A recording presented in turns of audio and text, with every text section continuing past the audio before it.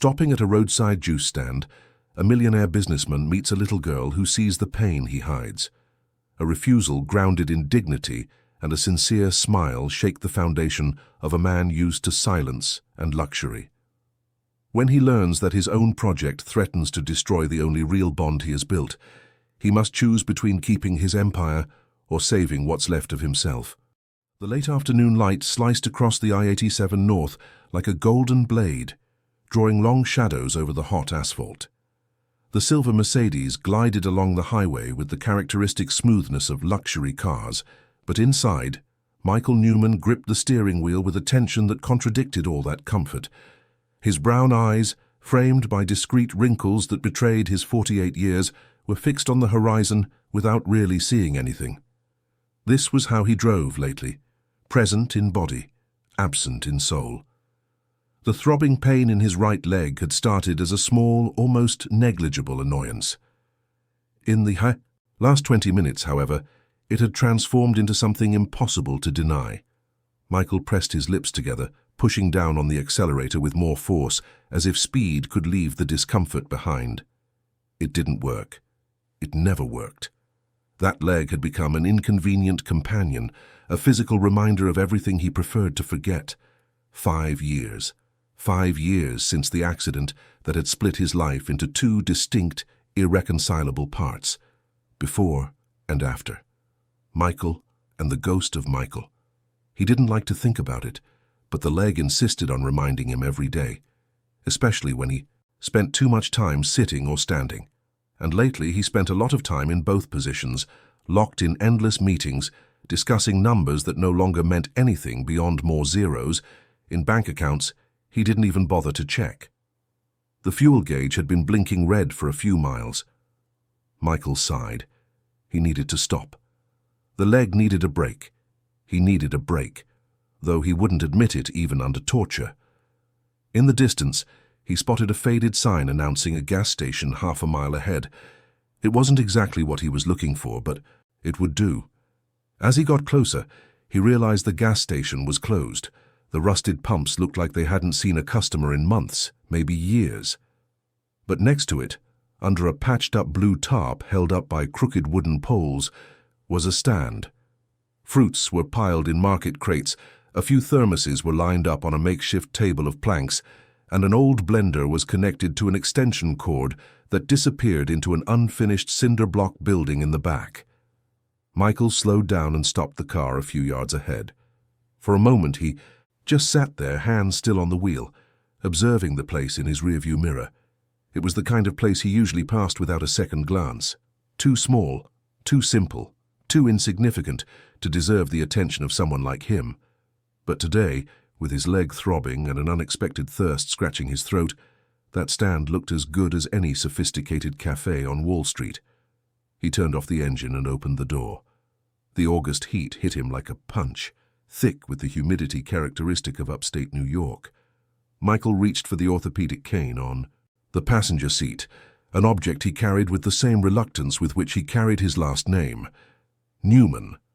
The weight of generations of successful businessmen, of fortunes built with sweat, blood, and, he suspected, a few morally questionable decisions. He leaned on the cane and got out of the car. The first step was always the worst. The joint protested, sending a sharp twinge up the side of his thigh. Michael gritted his teeth and started to walk. Each step was an exercise in willpower, a silent negotiation between the body that insisted on remembering its limitations and the mind that refused to accept them. When he reached the stand, a woman emerged from the back. She looked to be about 35, maybe younger, but there was a maturity about her that went beyond her years.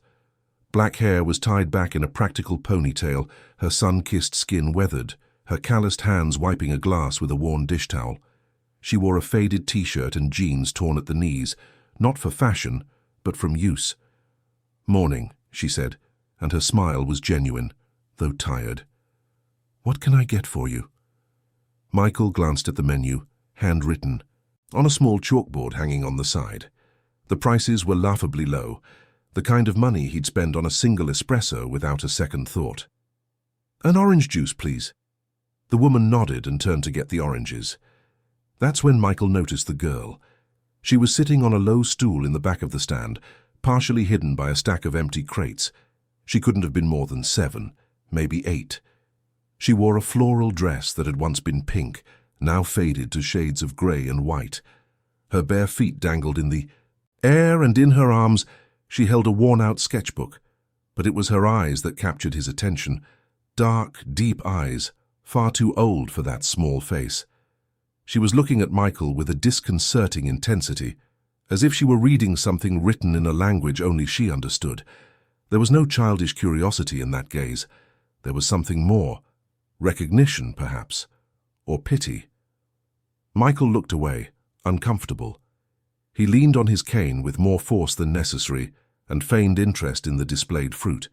Oranges, slightly bruised bananas, small watermelons. It was all very modest, very far from the aseptic, controlled world he lived in. The whir of the blender broke the silence. The woman worked efficiently, squeezing the oranges with force, adding ice and a little water. Precise movements, likely repeated thousands of times. There was a dignity in it, Michael realized with surprise, a dignity he hadn't expected to find here, in this forgotten place on the side of the road. "Here you go," the woman said, placing the glass on the table. $5. Michael took out his wallet and pulled out a $50 bill. "Keep the change." The woman looked at the bill, then at him. Her eyes, the same deep color as the girl's, narrowed slightly. "I don't need a handout," she said with a firmness that didn't match the delicacy of her face. "The juice is $5. If you don't have change, I do." Michael blinked, taken aback. How long had it been since someone had refused his money? How long had it been since someone had looked at him with anything other than reverence or fear? "It wasn't... I just meant..." He hesitated. "Thanks for the juice." The woman held his gaze for a moment that seemed to stretch on forever. Then, with an almost imperceptible sigh, she took the bill, opened a rusted metal box, and counted out the change, coin by coin. $45, she said, placing the bills and coins on the table with deliberate care. Michael took the change, not quite sure what to make of the interaction. "Thank you," he murmured, picking up the glass. The juice was cold, perfectly sweet and tart. Fresh. Real. He couldn't remember the last time he'd drunk something that hadn't come from an expensive bottle with a French or Italian label. "You're in pain." The voice was small but clear. Michael turned. The girl had gotten up and was walking toward him with light, almost floating steps. She still held the sketchbook against her chest like a shield. "Maya," the woman called, a note of warning in her tone. "Don't bother the customer." "I'm not bothering him," the girl replied without taking her eyes off Michael. "I just said he's in pain. You are, right? In your leg." Michael felt something tighten in his chest. How did she know? He wasn't limping that obviously, was he? He began, but didn't know how to finish. "I'm fine," he said finally, the automatic response he always gave. "No, you're not," the girl said with disconcerting simplicity. "I can see it. Not in your leg. Here." She pointed to her own chest, right in the middle. "It hurts more here, doesn't it?" "Maya." The woman stepped forward, her face flushed with embarrassment. "I'm sorry, sir. She's very..." She gestured vaguely, unable to find the right word. "Imaginative." Michael should have been annoyed. He should have put the glass down, gotten in his car, and driven away without looking back. But his feet seemed glued to the dirt floor. He looked at the girl, at those impossible eyes, and something inside him fractured. It didn't break completely, not yet, but it cracked. A tiny fissure in a dam that had been holding back years of contained waters. "How do you know?" he asked, and his voice came out weaker than he intended. The girl tilted her head, studying him. "My mum says I see things other people don't. She says it's because I pay attention." She paused, biting her lower lip. "You lost someone very important. Someone who made you smile." The glass nearly slipped from Michael's hands. He tightened, his fingers around it, his knuckles turning white. "How?" He tried again, but the words refused to come out. "That's enough, Maya," the woman said, but there were tears in the corners of her eyes now. I'm sorry, sir. She didn't mean... We didn't mean... She's just... 5 years, Michael said, and he heard his own voice as if it belonged to someone else. It's been 5 years. The woman and the girl fell silent. The hot wind rustled the tarp above them, making it snap. In the distance, a truck passed on the highway, the sound of its engine, rising and falling until it disappeared completely. I'm so sorry, the woman said, and there was a kindness in her voice that Michael hadn't heard in years. Losing someone is... She paused, searching for the right words. It's like losing a piece of yourself. You learn to live with the whole, but it never really closes. Michael looked at her, really looked, and saw something familiar in those eyes. Pain, loss, survival. You lost someone too, he said. It wasn't a question. She nodded slowly. My husband. 3 years ago. He worked in construction. One day, she swallowed hard. He just didn't come home. I'm sorry, Michael said, and to his surprise, he really meant it. How long had it been since he'd felt anything other than a cold, constant void? You survive, the woman said, wiping her eyes with the back of her hand, because there are people who depend on you. She looked at her daughter with a love so intense that Michael had to look away.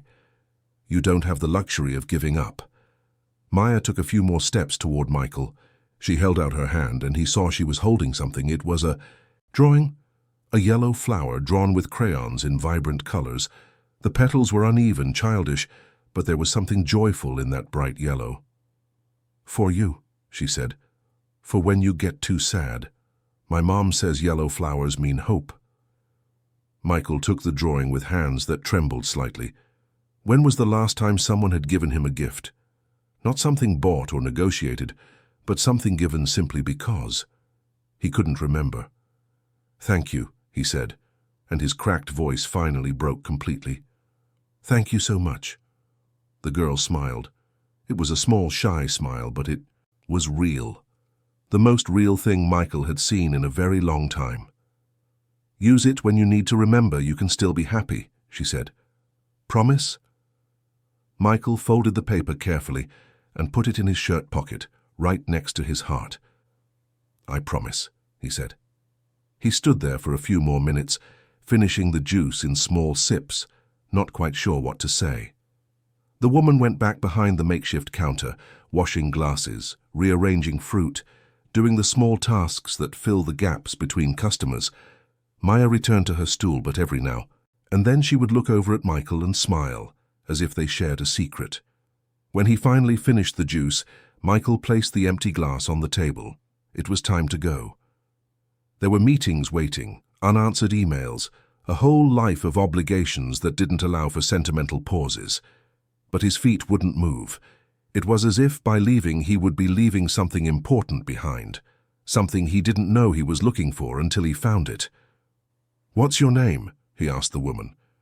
Eleanor, she answered, and this is Maya, though you've probably figured that out by now. Michael, he said, extending his hand. Michael Newman. Eleanor shook his hand. The calluses on her fingers were rough against his soft palm.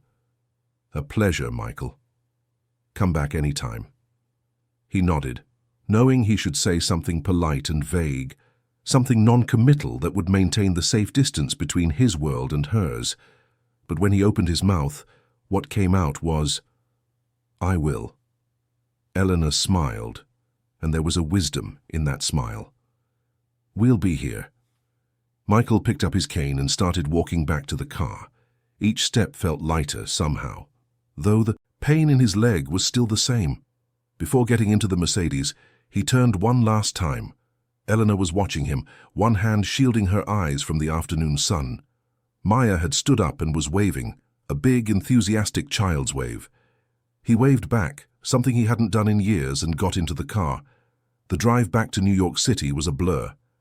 Michael drove on autopilot, his mind still at that makeshift stand, with the girl's ancient eyes and Elena's bruised but intact dignity. He touched his shirt pocket, feeling the folded paper inside. Yellow flower. Hope. How absurd, he thought. How completely and utterly absurd. He was Michael Newman, president of Newman Developments, one of the largest real estate conglomerates in the state. He had a net worth most people couldn't count in a lifetime. He had dined with governors, negotiated with multinational corporations, built skyscrapers that reshaped the city's skyline, and here he was, melting over a child's drawing and a glass of orange juice. But as the sun set behind the buildings of Manhattan, painting the sky in shades of orange and pink, Michael couldn't get the encounter out of his head. For the first time in 5 years, something had pierced the glass dome he had built around himself. Someone had seen through the layers of luxury, status, and carefully cultivated indifference, and instead of finding the untouchable tycoon, that little girl had seen something simpler, truer. She had seen a man in pain. When he arrived at his apartment, a 3,000-square-foot penthouse on the Upper East Side, Michael tossed his keys onto the imported marble counter and stood in the middle of the living room. The silence was absolute, broken only by the discreet hum of the air conditioning. Designer furniture arranged in perfect layouts. Art on the walls worth more than that entire fruit stand was probably worth. Floor-to-ceiling windows offering a panoramic view of the illuminated city. And it was all so empty. Michael walked to the bedroom, setting aside the cane only when he reached the bed. He sat on the edge of the king-size mattress, looking at the walk-in closet, where shirts organized by color awaited the next business day. Slowly, he took the paper from his pocket and unfolded it. The yellow flower seemed even more vibrant against the sterile white of the room. Michael ran his fingers over the uneven lines of the drawing, and something warm rose in his throat. He didn't cry. He had forgotten how. But he felt something. For the first time in a long time, he felt something other than the constant void. Yellow flowers mean hope, Maya's voice echoed in his mind. Use it when you need to remember you can still be happy. Michael looked around the empty room, at the bed where he had slept alone for 5 years, at the expensive clothes that warmed nothing, at the luxury watches that only marked the time. He was wasting. And he made a decision. He didn't know yet what that decision meant or where it would lead him, but he knew he would go back to that stand, not out of obligation or pity, but because he needed to. He needed that connection, that raw, honest humanity he had found there. He placed the drawing on the nightstand, right beside the bed, where it would be the first thing he saw when he woke up. Then he lay down, still dressed, and closed his eyes. Sleep was slow to come, but when it finally arrived, it came without the usual nightmares. For the first time in years, Michael Newman slept in peace, lulled by the memory of an innocent smile and a flower drawn in hopeful yellow. If this story interested you, don't forget to subscribe to our channel and tell us what city you're watching from. To be continued. The next 3 days were strange for Michael. He went through his routine with the usual mechanical precision, woke at 6, showered, put on one of his impeccable suits, went down to the garage and drove to the Newman Developments headquarters in Midtown. He attended meetings, signed documents, approved projects, but it was as if he were watching his own life from the outside, a bored spectator at a play he already knew by heart. The drawing of the yellow flower remained on his nightstand. Every morning Michael woke up and looked at it before anything else. Sometimes he would pick up the paper and study it for long minutes, trying to understand why that simple, childish scribble carried more weight than any of the expensive paintings hanging on his walls. On Wednesday, during a video conference with Japanese investors, Michael found himself thinking about Maya. Did she go to school? She seemed too smart not to, but Elena worked at the stand, so who would look after the girl during the day? The question bothered him so much that he almost lost his train of thought during the presentation. Robert Taylor, his partner of 15 years, shot him a sharp look from across the table, eyebrows raised in a silent, "What's going on with you?" Michael composed himself and concluded the meeting with his usual efficiency, but the seed of unease had been planted. He had to go back to that stand, not out of charity or morbid curiosity, but for something he couldn't name. It was like a hunger but not for food, a thirst but not for drink, a need for something he had forgotten existed. On Thursday morning, Michael woke at 5:30, half an hour before his alarm. He looked at the drawing, then at the ceiling, and made a decision.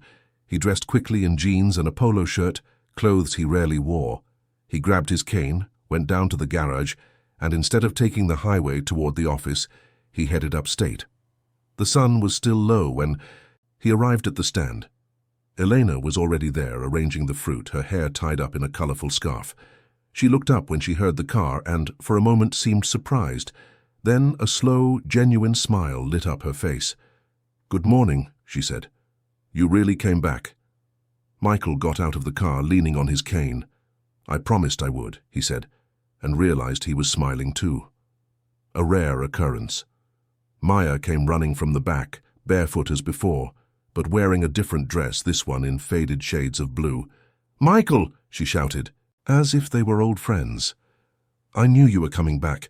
I told Mom you would." Elena rolled her eyes affectionately. "She also said it was going to rain yesterday, and it didn't." "But I was right about Michael," Maya replied, coming close to him. "Did you bring the flower?" Michael nodded. "It's on my nightstand. I look at it every morning." Maya's eyes shone. "Does it work? Does it make you remember you can be happy?" Michael bent down, balancing on his cane, until he was at her level. "It's working," he said, and it was the truth. Eleanor wiped her hands on her apron. "Want some juice? It's on the house today." Michael was about to refuse, but he saw her expression and understood. It wasn't charity. It was hospitality. Something different. He accepted with a nod. "Orange again, please." While Elena prepared the juice, Maya took Michael's hand and pulled him toward the stool where she usually sat. "Sit here with me. I'll show you my drawings." And that's how Michael Newman, one of the richest men in the state of New York, spent his Thursday morning sitting on a stool that was too low for his legs, flipping through a worn-out sketchbook filled with crayon drawings.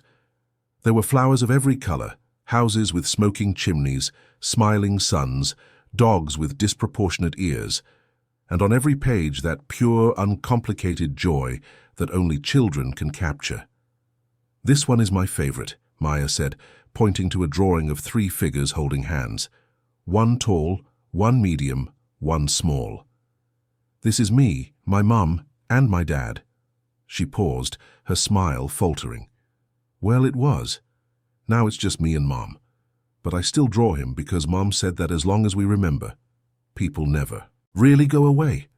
Michael felt that familiar tightness in his chest. His partner, Anna. How long had it been since he had thought of her without the memory being accompanied by guilt or pain? How long since he had allowed himself to remember the good times instead of just reliving the final moment, that skidding car, the sound of twisted metal, the silence that followed? "Your mom is right," he said, his voice hoarse. "The people we love stay here." He touched his own chest. "In our hearts." Maya nodded solemnly, as if he had said something profoundly wise. "Did you lose someone like that too? Someone you still keep here?" "Yes," Michael admitted. "Someone very special." "What was she like?" Michael hesitated. How long had it been since anyone had asked about Anna? How long had he himself avoided even thinking about her? But here in this simple place, with this girl with old eyes waiting patiently, the words came. "She was," he began, "the most stubborn person I ever knew. When she made up her mind about something, there was no power on earth that could make her change it." He smiled, a memory surfacing. "Once, early in our relationship, we fought over, of all things, a paint color. She wanted to paint the living room an absurd shade of orange. I told her it was hideous. She painted it anyway. And you know what happened?" "What?" Maya asked, completely engrossed. "I loved it. Not the color, it was still hideous, but her stubbornness, the passion with which she defended her choices. She made me be less serious. Less," he gestured vaguely, "less of what I am now." "You can be like that again," Maya said with the absolute conviction of childhood. "People can change. My mom says that all the time. She says life is all about changing and growing." Eleanor approached with the juice. She overheard the last words and smiled. "Teaching the man roadside philosophy, Maya. It's real philosophy, Mom. Important philosophy." Michael took a sip of the juice, savoring not just the freshness of the fruit but the entire moment. The sun warming his back, the distant sound of cars on the highway, Maya's laughter, Elena's quiet presence. When was the last time he had simply existed without a phone in his hand, without a meeting waiting, without the constant pressure to be someone, to maintain an image? He stayed until almost noon. He helped Elena rearrange the fruit crates, a task she protested, but eventually accepted when she saw he insisted. They talked about things both small and large at the same time. Elena told him how she had set up the stand 3 years ago with the insurance money after her husband's accident. It wasn't much, but it was hers. It was honest. It was enough to pay the rent for the small room in the back and put food on the table. "And does Maya go to school?" Michael asked. Elena hesitated. "She did," she said. "But since I got sick last year, she's missed a lot. Someone has to watch the stand when I can't, and I don't have anyone. The girl is smart, a quick learner, but," she sighed, "it's not ideal." "You were sick." "Nothing serious," Elena said quickly, but Michael noticed how she averted her gaze. "Just a tiredness that won't go away. The doctors said it's stress, vitamin deficiency, things like that, but it'll get better." Michael didn't press, but he filed the information away. He saw the fatigue in the shadows under Elena's eyes, in the paleness that the bright sun couldn't completely disguise, in the way she sometimes had to lean on the counter, as if her legs didn't want to support her. When he finally said goodbye, promising to return soon, Michael drove back to New York City with his mind racing. He had to do something. But what? Offering money would be insulting. He had already learned that. Elena had her pride, and rightfully so. She didn't want charity. She wanted dignity.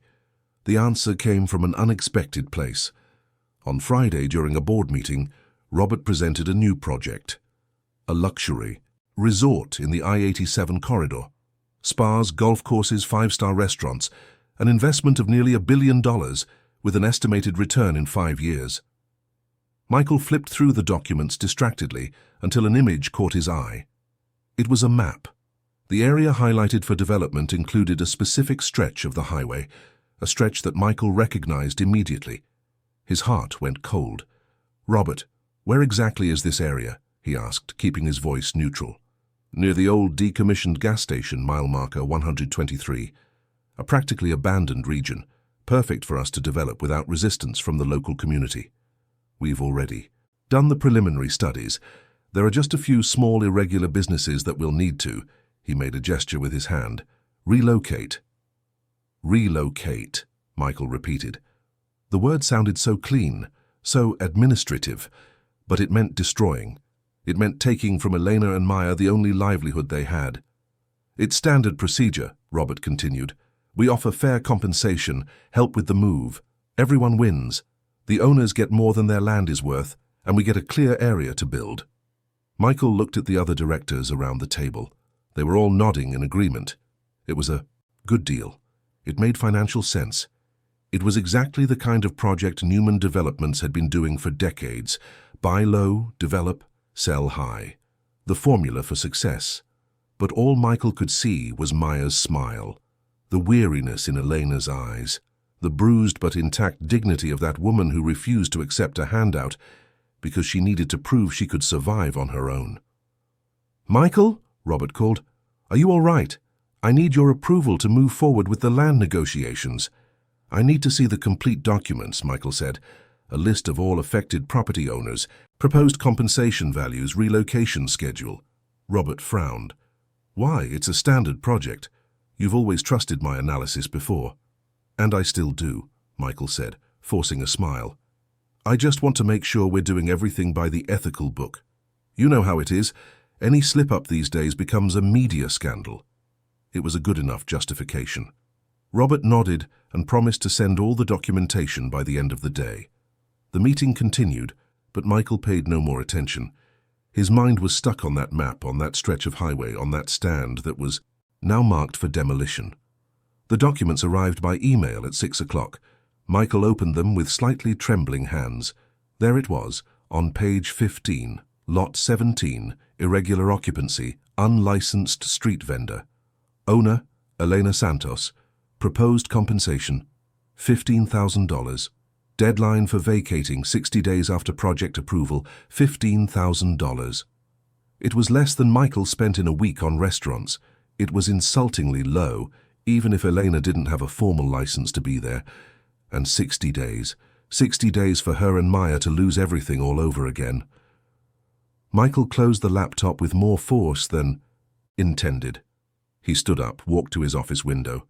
New York City stretched out infinitely below him, a sea of lights and concrete. His city, his empire, built on how many Elenas and Mayas over the years, on how many small dreams and simple lives that were classified as obstacles, as irregular occupancies to be relocated. The phone rang. It was Robert. "Did you see the documents? We can sign on Monday. The investors are eager to get started. This project will put Newman on another level. We're talking international presence, Michael. It's our chance to expand beyond the national market." Michael gripped the phone so tightly his knuckles hurt. "I need the weekend to review it," he said. "The weekend?" Robert sounded surprised. "Michael, it's a standard project. You're acting strange. Did something happen?" "No," Michael lied. "I just want to be sure. It's a lot of money at stake." "All right," Robert said, still sounding suspicious. "But I need your signature on Monday. The deadlines are tight." Michael hung up and stared at the phone. He could just not sign. He could block the project. As president, he had that power. But then what? The company would lose a massive investment. The shareholders would be furious. Robert would probably accuse him of having a nervous breakdown. And maybe he was right. All because of a woman and a child he had known for less than a week? Because of a glass of juice and a drawing of a yellow flower? It was madness. It was completely irrational.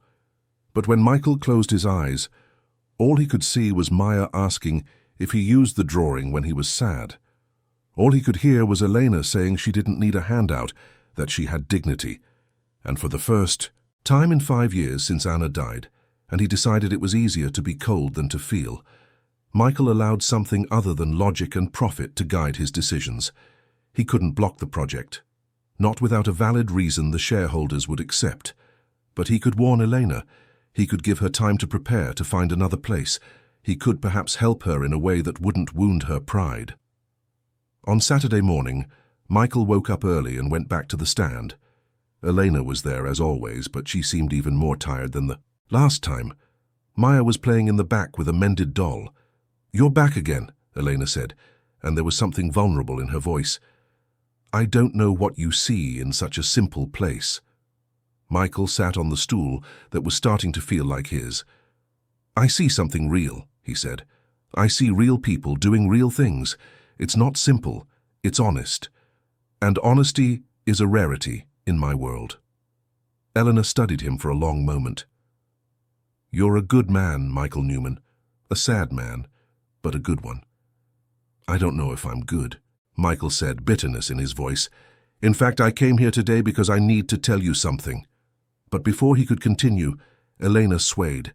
She grabbed the counter, her face losing even more color. "Maya," she called, but her voice came out weak. Michael jumped up, ignoring the pain in his leg. "Elena!" He caught her before she could fall. "What's happening?" "Just a dizzy spell," Elena murmured, but she was trembling. "It'll pass." "It won't pass," Michael said firmly. "You need a doctor now." "I don't have money for a doctor," she protested weakly. "But I do," Michael said. "And before you argue about dignity and pride, know that I'm not offering charity. I'm being a friend. Friends take care of each other. Isn't that what you told Maya? That people need to take care of one another?" Eleanor looked at him with tears in her eyes. "You barely know me." "I know enough," Michael said softly. "Now let's go." "Maya," he called, "come with us, sweetheart. Your mum is going to see a doctor." The trip to the hospital was quick. Michael knew the best doctors in New York, had contacts at every private clinic in the city. In less than an hour, Eleanor was being examined by a general practitioner who Michael had paid to see her without an appointment. The diagnosis came 2 hours later: severe anemia, malnutrition, physical exhaustion. Nothing that couldn't be treated, but it required monitoring, vitamins, rest, and most importantly, proper nutrition. She was slowly killing herself to keep that stand running, the doctor told Michael in private, skipping meals so her daughter could eat, working 16 hours a day. If she had continued like this, she would have been in critical condition in 6 months. Michael felt that familiar anger, but this time it wasn't directed at fate or an unjust life. It was directed at himself, at the system he helped perpetuate, at a world where a woman had to choose between eating and feeding her child. When Elena came out of the consultation, pale but medicated, Michael had already made several decisions. He paid the hospital bill without accepting any arguments. He took Elena and Maya to a decent restaurant and watched them eat a full meal for the first time. Then he went with them to the pharmacy and bought all the prescribed vitamins and medications. "I'll pay you back for all of this," Elena said in the car, holding Maya. "I'll work more, sell more, I'll pay back every cent." "You don't have to," Michael said. "But if it makes you feel better, we can agree on a monthly amount, and you can pay me back as you can. No interest, no rush." She agreed, more out of exhaustion than conviction. When Michael dropped them back at the stand, it was already evening. Maya was asleep in the back seat, her head in her mother's lap. "Thank you," Elena whispered, "for everything, for—" She hesitated. "For seeing us. People drive by here every day and they don't see us. We're invisible, but you saw us." Michael swallowed the lump in his throat. "I see you," he said. And before he could stop himself, he added, "And I'm going to protect you, I promise." It was a stupid promise, a promise he didn't know if he could keep, because on Monday morning, Robert would be waiting for his signature on the documents that would destroy the lives of these two people who, in less than 2 weeks, had become more important to him than any billion-dollar deal ever would be. But Michael had made the promise, and for the first time in 5 years since he promised Anna he would be more than just a cold businessman, he intended to keep his word, even if it cost him everything he had built. Monday arrived like a death sentence. Michael woke at 5 in the morning but couldn't get back to sleep. He lay in the darkness of his room, staring at the drawing of the yellow flower that now seemed to accuse him. Hope. What a cruel joke. What a beautiful lie he had sold. Himself. He dressed mechanically. The dark grey suit, the navy blue tie, the Italian shoes that cost more than Eleanor probably earned in 3 months. Each piece of clothing felt heavier than usual, as if he were putting on armor that protected him from nothing, only isolated him from everything. The office was quiet when he arrived. The secretaries hadn't arrived yet. The hallways were empty, only the emergency lights casting long shadows on the glass walls. Michael entered his office and closed the door. He sat behind the solid mahogany desk and opened his laptop. The project documents were there waiting. Pages and pages of legalese, financial projections, construction timelines. And there, lost in the middle of it all, was Lot 17. Elena Santos, $15,000. 60 days. Michael ran his hands over his face. He had spent the entire Sunday trying to find a way out. He talked to trusted lawyers about the possibility of blocking the demolition, but they all said the same thing. Without a commercial license, Elena had no legal grounds to resist. The land belonged to the state. She was just an irregular occupant. The compensation offered was even generous by legal standards. He tried to think of alternatives. Buy a piece of land elsewhere for Eleanor, better than the current one. But she wasn't a fool. She would ask where the money came from, why the urgency. And when she found out the truth, and she would, the hatred would be even worse. He could block the project completely, simply refuse to sign. But Robert had already mobilized the investors. Preliminary contracts had been signed. If Michael blocked it now without a valid business reason, he would face not only Robert's fury, but possible lawsuits from the investors for breach of contract. The company his grandfather built, that his father expanded, that he had turned into an empire, could collapse. All for a woman and a child he had known for less than 2 weeks. The door opened without a knock. Robert came in, already dressed for business, his face animated. "Michael, you're up early too, great sign. Means you're as excited as I am about this project." Michael forced a smile. "Something like that." Robert placed a folder on the desk. "I reviewed everything again over the weekend. The numbers are even better than we thought. If we can complete the land acquisition by the end of this quarter, we can start construction in the second half of the year and have the first phase ready in 18 months. He opened the folder, revealing more documents. I just need your signature here, here, and here. He pointed to 3 lines marked with yellow sticky tabs. Michael looked at the papers. His signature. It was all that separated Elena and Maya from another devastating loss. A pen in his hand, 3 cursive words, and he would once again become what he swore he would never be. The man who destroyed lives in the name of progress. Michael, Robert said, and there was something different in his voice now. Concern. You've been acting strange since Friday. What's going on? Nothing, Michael said, but the word came out false. Is it because of your leg? Is the pain worse? I can reschedule our trips if you need time for treatments. It's not the leg, Michael said, sharper than he intended. It's... He stopped. What could he say? That he had grown attached to strangers? That a child's drawing meant more than decades of work? It would sound ridiculous. Maybe it was ridiculous. Then what? Is it? Robert pulled up a chair and sat down. Look, I know you never fully recovered after Anna. I get it, but... He hesitated. You can't let that interfere with business. The company needs you. Focused. Firm. Michael felt the anger rise. And what if I don't want to be firm anymore? What if I'm tired of being this man you want me to be? Robert leaned back, surprised. What are you talking about? I'm talking about, Michael gestured to the documents, all these people whose lives we destroy, all these lots we buy, these families we evict. Have you ever stopped to think about what happens to them afterward? We pay fair compensation, Robert said defensively. We follow all the laws. We do everything by the book. By the book, Michael repeated, bitter. What a convenient phrase. What a perfect excuse for not having to look into the eyes of the people we're destroying. Robert stood up, clearly frustrated. Michael, I don't know what's happened to you, but you need to pull yourself together. We're businessmen. We build things, we create jobs, we move the economy. We're not villains just because a few people have to move too. Fake way for progress.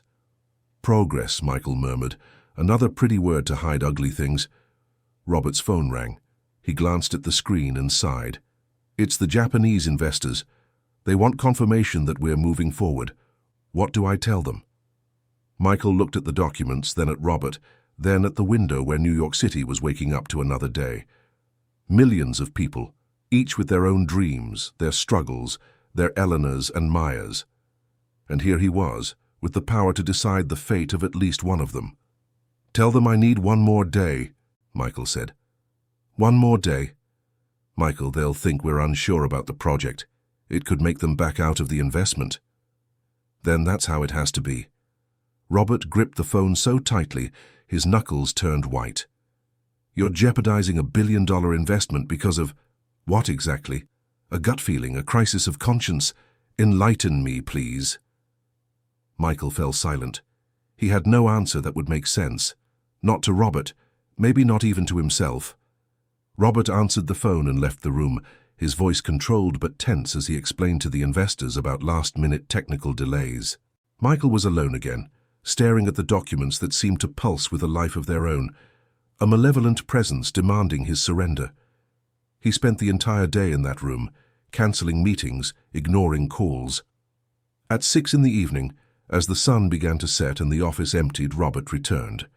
The investors gave us until noon tomorrow, he said without preamble. After that, they're out. And if they pull out, Michael, it's not just this project we'll lose. Our reputation will sink. Other investors will question our reliability. It could be the beginning of the end for Newman Developments. Michael nodded slowly. I understand. So, are you going to sign? Michael looked at the man who had been his partner, his friend, for 15 years. He saw the genuine concern there, but also the ambition, the cold pragmatism that had taken them so far. Robert wasn't evil. He was just a product of the same system as Michael, a system that measured success in numbers, not in lives. Yes, Michael said, and felt something die inside him. I'll sign. The relief on Robert's face was immediate. "Great. Excellent. I knew you'd come around. It was just a moment of," he gestured vaguely, "weakness. Everyone has them." "It's not weakness," Michael said quietly, more to himself. "But it's the world we live in." He signed the documents right there, at 6:15 on a Monday evening. 3 signatures, 3 betrayals. Each stroke of the pen seemed to sever something essential within him. When he finished, Robert took the papers with a triumphant smile. "I'll let the investors know. We'll celebrate with dinner tomorrow. Invite whoever you want, you pick the restaurant. Tonight the sky's the limit." When Robert left, Michael sat in his chair for long minutes. The city glowed beyond the window, indifferent to what he had just done. He had just destroyed the only place where Elena could maintain some dignity, where Maya had a home. And why? For $1 billion. For the preservation of an empire that, in the end, meant nothing. Michael picked up his phone. He had to tell Elena. Not today. He wasn't that much of a coward. But soon, before she found out some other way. He at least needed the decency to look her in the eye when her life fell apart again. But he couldn't dial. His fingers hovered. Over the screen, paralyzed. How do you tell someone you've just betrayed their trust? How do you admit you chose money over humanity? He put the phone away and left the office. The drive home was a blur. When he arrived at his apartment, the first thing he did was go to the bedroom and pick up the drawing of the yellow flower. He looked at those vibrant petals, at that innocent promise of hope. With trembling hands, he tore the paper in half, then in half again, and again, until there was nothing left but tiny yellow scraps scattered on the bedroom floor. Hope. What a lie, what a cruel joke. He sat on the bed and for the first time in 5 years, Michael Newman wept, not for the losses of the past, but for the choice he had just made, for the man he had become, for the man Anna would no longer recognize. The following days were torture. Michael kept going to the stand, unable to stay away, but every visit was a burden. He saw Maya run to greet him with that pure smile, saw Eleanor gradually regain her strength with the medication and proper food, saw them making plans for the future, and every word was a knife. "I'm going to expand the stand," Eleanor said on a Thursday afternoon, her eyes shining with an excitement Michael hadn't seen before. "With the medicine I can work more, and you gave me the idea." She touched his arm lightly. "To be something more. I was thinking of adding natural sandwiches. There's a free entrepreneurship course in town. I'm going to sign up." Michael forced a smile that hurt physically. "That's great, Elena. And when I can save up, I'll enroll Maya in a better school. She's so smart. She deserves opportunities." "She does," Michael agreed, and the guilt was so heavy he could barely breathe. Maya approached, holding something behind her back. "I made something else for you," she said shyly. "Because you look sad again." She held out her hand. It was another drawing, this time 3 figures. A tall one with a cane, a medium one, and a small one, all smiling, holding hands. "It's us," Maya explained. "A family." Michael took the drawing with trembling hands. A family. When was the last time he had felt part of something like that? When was the last time someone had included him in their drawings, in their dreams, in their definition of home? "It's beautiful, Maya," he said, his voice nearly breaking. "Use this one too when you're sad," she said, "to remember you're not alone." But he was. He was terribly alone. Because in a few weeks, when the official notice arrived, these 2 people who had welcomed him, who had seen him, who had made him feel human again, would discover that he was exactly the kind of man they thought he wasn't, the kind of man who destroyed lives for profit. He started visiting the stand every day. It was as if he were trying to absorb every moment, to save every memory before it all ended. They talked about so many things. Elena told him about her life before the stand, how she and her husband had dreamed of opening a small restaurant one day, how she had always wanted to be a teacher, but life hadn't allowed it. Michael, in turn, revealed things he had never told anyone. He told her about Anna, not just about the accident, but about who she was, about how they met at an art exhibition, How she made him laugh even on the toughest days. How she had made him promise he would never be just a cold, calculating businessman. "A promise you broke," Elena said softly, without judgment. "Every day," Michael admitted. "For 5 years, every single day." "But you can fix it," she said. "It's never too late to be who you were meant to be." If only she knew. If only she knew that at that very moment, administrative machines were in motion, documents being processed, notifications being prepared, all with his signature authorizing it. The bomb dropped on a Tuesday morning. Michael had just arrived at the stand when he saw the official-looking car parked on the side of the road, a process server holding a manila envelope. Elena was standing in front of him, her face completely white, her hands clutching the paper so tightly it was crinkling at the edges. Maya was sitting on the stool, crying silently. Michael got out of the car as fast as his leg would allow, his heart hammering. "Elena!" he called. She turned. The eyes that had always looked at him with kindness and understanding now burned with something completely different. Hatred, betrayal, deep, irreparable pain. "You knew," she said. And it wasn't a question. It was an accusation. "You knew this whole time." "Elena, I can explain." She threw the papers at him. They fluttered in the air before landing at his feet. "Explain? Explain what? That you used us? That you kept coming here pretending to care while you had already signed our death warrant?" Michael picked up the papers. There it was, in black and white. Eviction notice. 60 days to vacate. Urban development project authorized by Newman Developments. President in charge, Michael Newman. His signature on the last page dated 3 weeks ago. A week before Elena got sick. Before he took her to the hospital. Before all those conversations about family and the future. "I tried to find a way out," he began. But the words sounded pathetic even to his own ears. "You tried?" Elena took a step forward, and there was a terrible strength in her now. "You tried? Or did you just calculate how much time you needed to feel better about yourself before destroying us?" "It wasn't like that." "Then how was it, Michael?" She spat his name as if it were poison. "Explain it to me.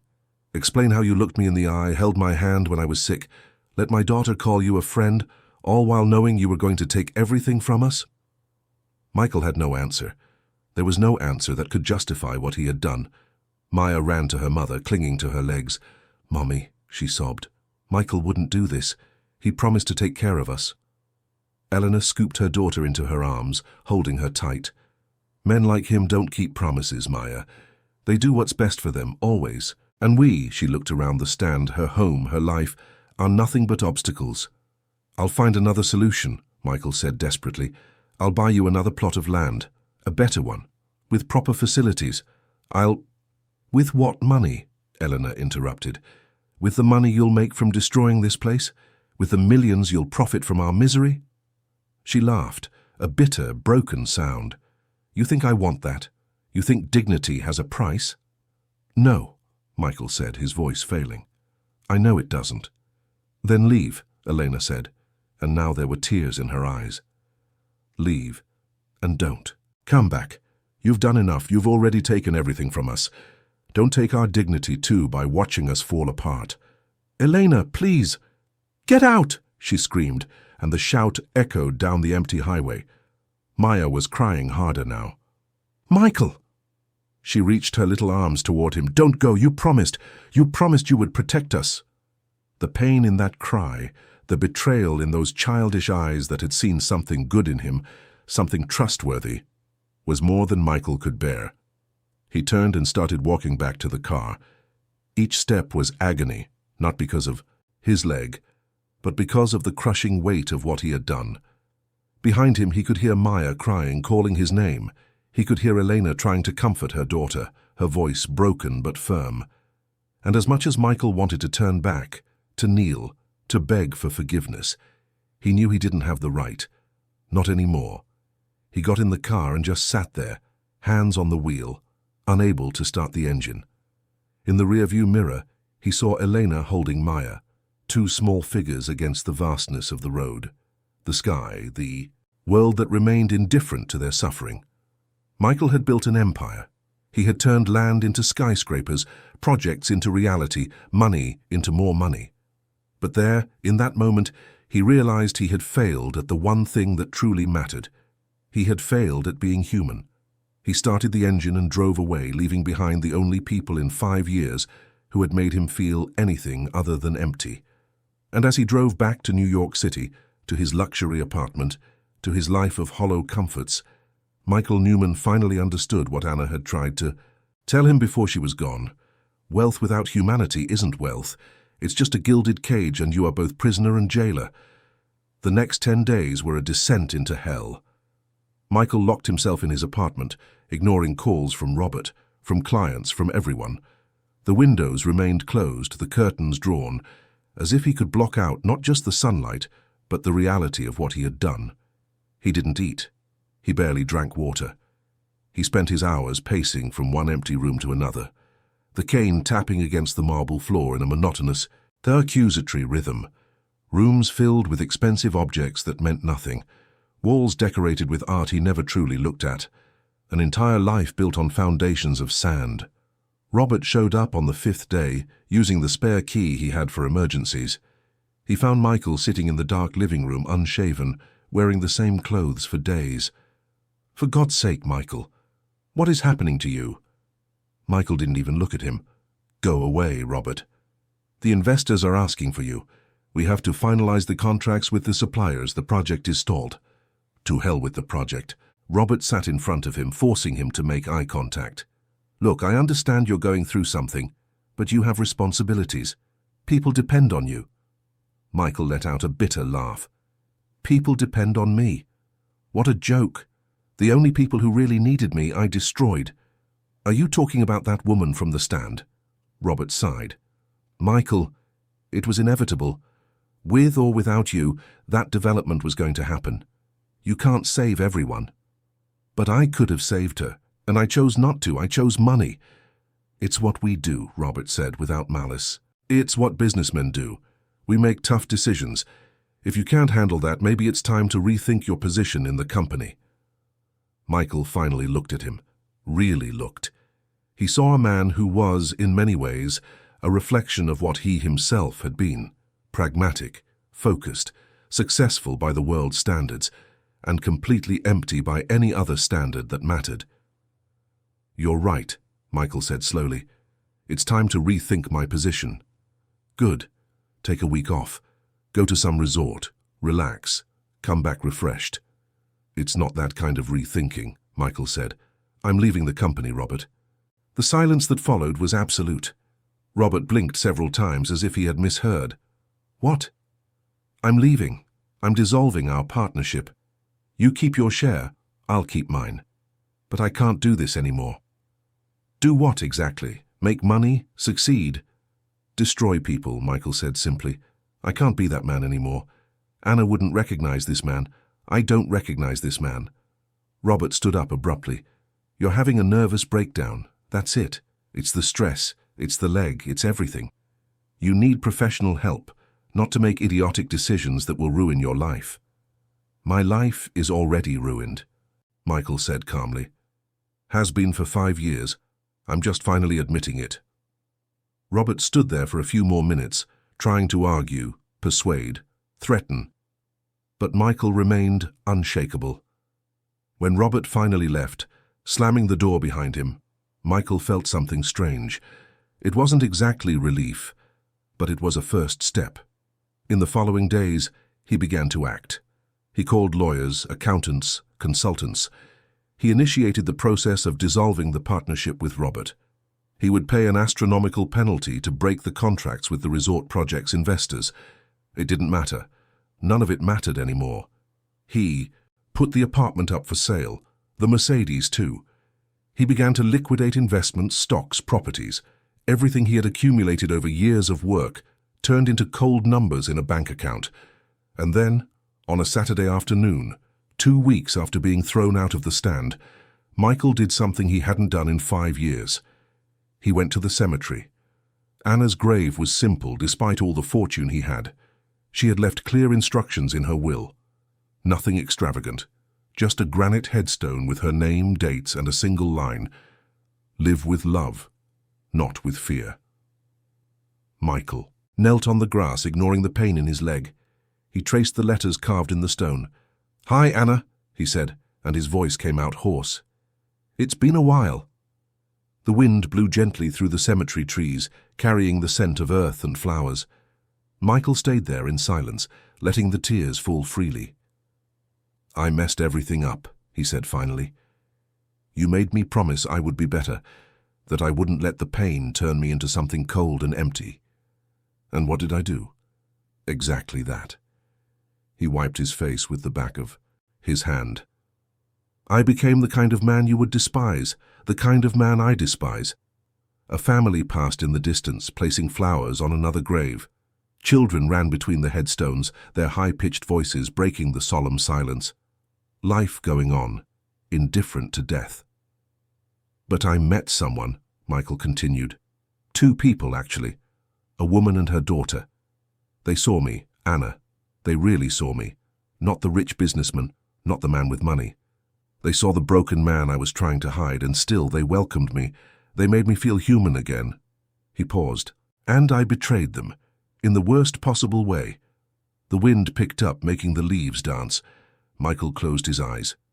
"But I'm going to fix it," he said, and there was determination in his voice now. "I'm going to undo everything I built on rotten foundations. I'm going to start over, the right way, the way you would be proud of."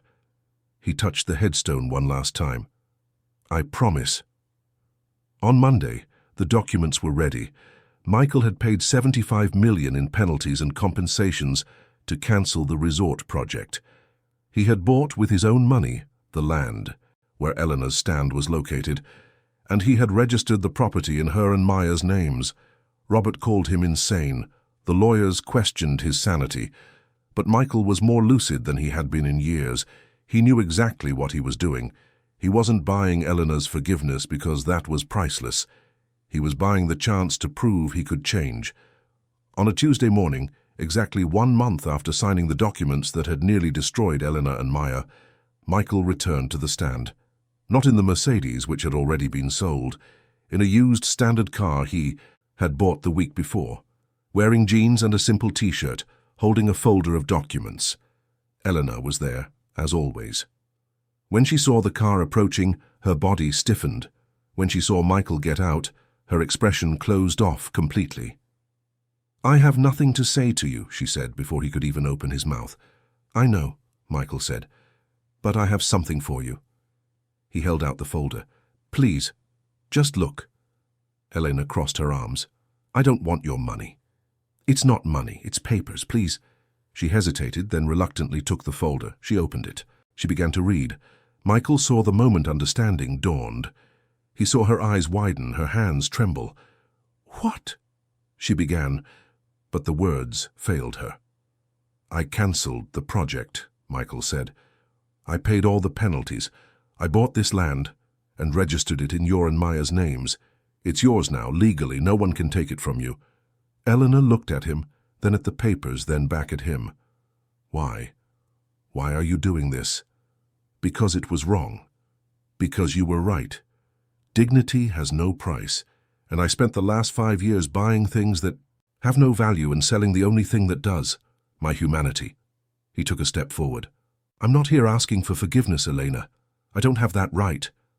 I'm here proving that I can change." Maya appeared from the back. When she saw Michael, she stopped. There was hurt in those eyes that had once only seen goodness in him. "Hi, Maya," Michael said softly. The girl didn't answer. She just hid behind her mother. "I deserve that," Michael said. "I deserve much worse. But I want you both to know that I—" He swallowed hard. I am so sorry. More than words can express." "Being sorry doesn't give back what you almost took from us," Elena said, but there was less anger in her voice now. More weariness. "I know. That's why I'm not just apologizing. I'm changing. Completely." He gestured to himself. "I sold the apartment, the car. I left the company. I'm starting over." "Why?" Eleanor asked again. "Why throw it all away?" "Because none of it was real. None of it had value." He looked at the stand, at the land, at the two people who had changed him forever. This is real, you are real. And I want to be part of something real, even if it's just as, he hesitated, someone who helps from a distance. Eleanor was silent for a long moment. Then she carefully folded the papers and put them back in the folder. These documents, you could have just mailed them. Why did you come in person? Because I needed to look you in the eye. I needed you to see that I'm serious, that this isn't just guilt or temporary remorse. It's a real change. Words are easy, Michael. Actions show who we are. I know. That's why. He took a deep breath. I'm moving here, to the area.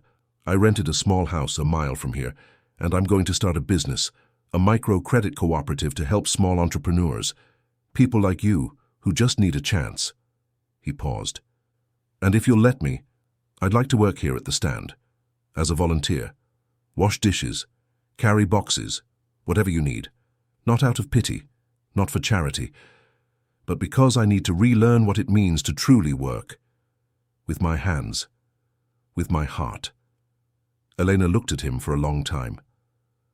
Michael held her gaze, not flinching, letting her see everything. The shame, the regret, but also the determination, the genuine will to be better. You'll quit, she said finally. When the work gets too hard, when your hands get calloused, when you realize how difficult it is to live with little, you'll go back to your comfortable world. I won't, Michael said, because that world was never comfortable. It was just numbing, and I'm tired of being numb. Maya finally spoke, her voice small but clear. He's telling the truth, Mom, I can see it. How do you know? Eleanor asked, gently. Maya stepped out from behind her mother and walked to Michael. She looked up at him with those ancient, piercing eyes. Because he's scared, she said, really scared. And people who lie aren't scared. They're sure of themselves. She touched his hand. He's not sure of anything, only hopeful. Michael knelt, bringing himself to her level. You're right, Maya. I'm terrified. Terrified that it's too late.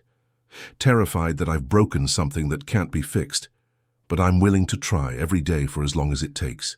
Maya looked at her mother. Can we give him a chance? Mom, everyone deserves a second chance. You always say that. Elena sighed. She closed her eyes for a moment, and Michael saw the internal war there. The pain of betrayal, fighting against natural compassion. The fear of being hurt again against the will to believe in redemption. One chance, she said finally. But at the first sign that you're playing with us, you disappear from our lives forever. Understood? Understood, Michael said, and the relief almost knocked him over. And so it began, slowly, painfully, but real. Michael showed up every day at 6 in the morning. He helped set up the stand, organize the fruit, wipe down the tables. At first, Elena barely spoke to him. She gave short orders, watched him with suspicion. Maya was more receptive, but cautious, like an animal that has been hurt and is still learning to trust again. But Michael persisted. His hands, accustomed only to holding pens and shaking hands in meetings, began to callous. His leg hurt more with the physical labor, but he learned to manage the pain, to work with it instead of against it. He woke up with an aching body, his back complaining, his fingers stiff, and he loved every second of it, because it was real, it was honest. It was work that meant something. The months passed. The micro-credit cooperative opened with Michael's seed capital. He used everything he had learned in decades of business, but this time to help instead of exploit. Small loans without absurd interest rates, mentorship for new entrepreneurs, free financial management courses. Elena was one of the first clients. She used the loan to officially register the stand, buy better equipment, and expand the menu. In 6 months, what had been a subsistence operation became a thriving small business. And Michael was there every step of the way, not as a savior, but as a partner, as a friend. Slowly, very slowly, trust returned. Elena started smiling at him again. Not that polite, distant smile, but the genuine one that reached her eyes. Maya went back to calling him a friend and eventually shyly Dad. The first time that happened, Michael had to step away for a few minutes. He went behind the stand and cried, leaning against the cinder block wall, his body racked with sobs that came from a place so deep he didn't know it existed. Maya followed him, took his hand and said, "It's okay to cry when you're happy too, you know."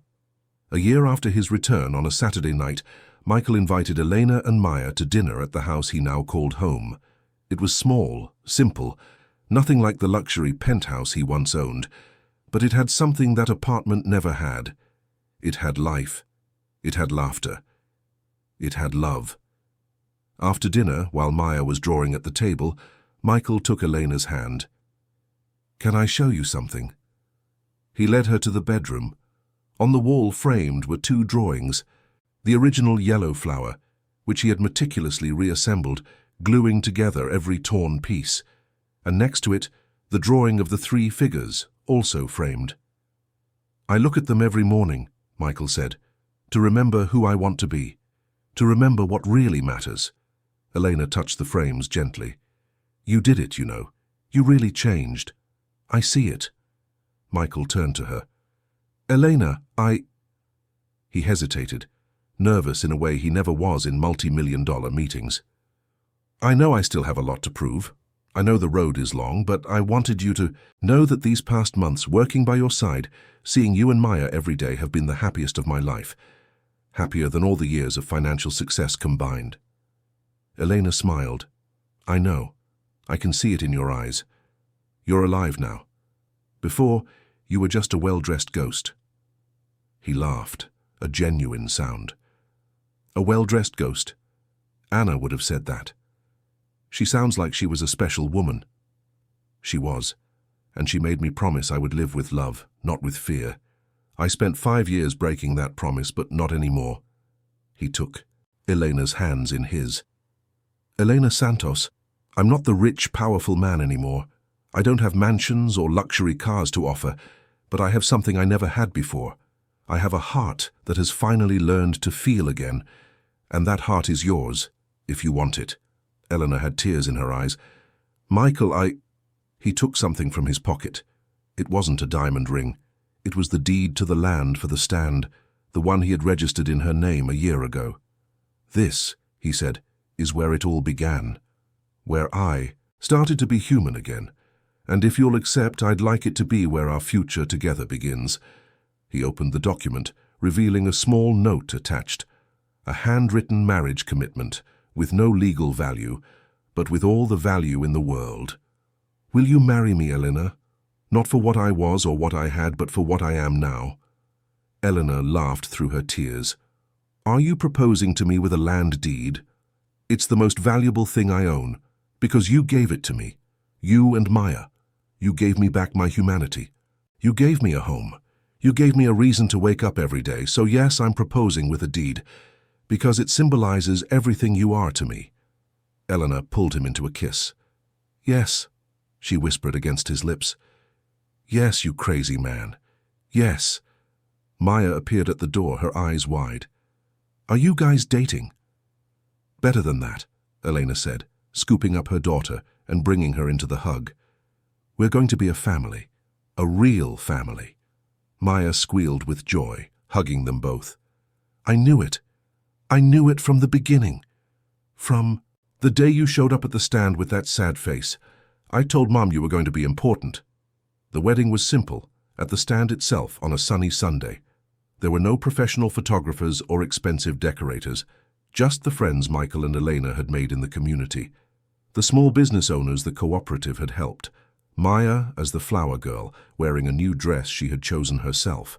When the justice of the peace asked if Michael took Elena to be his wife, he looked at the woman before him. He saw not just the strong entrepreneur she had become, but the dedicated mother, the survivor, the woman who had chosen to see goodness in him, even when he didn't deserve it. "I do," he said, and his voice was firm. "Completely." And when they asked if Elena took Michael, she looked at the man who had come to her a year and a half ago, broken and lost. She saw not the tycoon he once was, but the simple, honest man he had chosen to be. She saw not the cane he still carried, a permanent reminder of his losses, but the strength, He showed every day by waking up and choosing to live with love. "I do," she said, "with all my heart." The following years were, without a doubt, the best of Michael's life.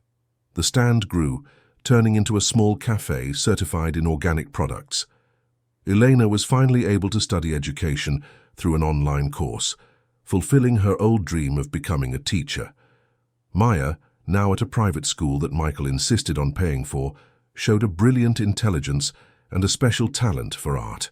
The cooperative thrived, helping hundreds of small entrepreneurs achieve their dreams.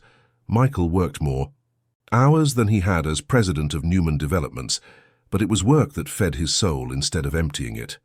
The leg still hurt. It always would. But Michael had learned to see that pain differently. It was no longer a reminder of loss. It was a reminder of survival, that he had been through the worst and come out the other side, that scars, physical or emotional, didn't define a person. What defined them were the choices made afterward. One evening, 2 years after the wedding, Maya, now 10, came up to Michael as he helped Elena close the cafe. "Dad," she said, and that word still made his heart ache with emotion. "Do you have any regrets?" "About what, sweetheart?" "About leaving everything behind. The money, the big company, the luxury life?" Michael bent down, looking into the eyes of the girl who had saved him without even knowing it. "Maya, in that life, I had everything except what mattered. I had wealth but no love. I had power but no purpose. I had luxury but no joy." He touched her face gently. "Now I have you, I have your mom, I have a job that helps. I have people. I have real friends, I have a home. How could I possibly have any regrets?" "Even with your leg that hurts? Even having to work so much?" "Especially because of that," Michael said, "because every ache reminds me that I'm alive. Every hour of work reminds me that I'm doing something that matters." He pulled her into a hug. "You gave me a yellow flower once, remember?" Maya nodded against his chest. "For when you were sad." "That flower saved me, Maya. It reminded me there was hope, that I could be happy again, and you were right." He pulled back slightly to look at her. "I'm happy now, happier than I've ever been, even with all the millions I once had." Eleanor came over, wrapping them both in a hug. "We're a strange family," she said fondly. "An ex-tycoon, an ex-juice vendor, and a little girl who sees things no one else does." "The best family in the world," Maya declared. "The best family in the world," Michael agreed. That night, when they finally got home, Michael stood on the porch for a few minutes. He looked at the starry sky, at the quiet simplicity of the neighborhood, at the welcoming light coming from the living room window where his wife and daughter were. He touched the cane he always carried, that symbol of his limitations that he had learned to see as a symbol of his strength. And for the first time in 7 years, since the accident that had nearly destroyed him, Michael Newman felt whole. Not because he had everything, but because he finally understood what truly mattered. It wasn't what you owned. It was who you loved. It wasn't the power you wielded. It was the kindness you spread. It wasn't how much you had in the bank. It was how much you had in your heart. "Dignity has no price," Elena had once said, and she was right, just as love has no luxury, and true wealth wasn't measured in dollars, but in sincere smiles, tight hugs, hands calloused from honest work, and the peace that came from knowing that at the end of the day, you had chosen to be human. Michael went inside, closing the door softly. Inside, Maya was already drawing in her eternal sketchbook, probably another yellow flower. Elena was making tea, humming a song he didn't know, but that made him smile. It was all so simple, so ordinary, so perfectly, wonderfully common, and it was exactly where he wanted to be.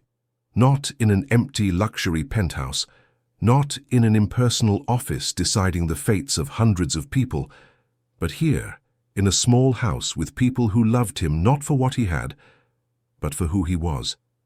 He had lost an empire, but he had gained a home. He had lost millions, but he had gained a family. He had lost status and power, but he had gained something no amount of money could ever buy.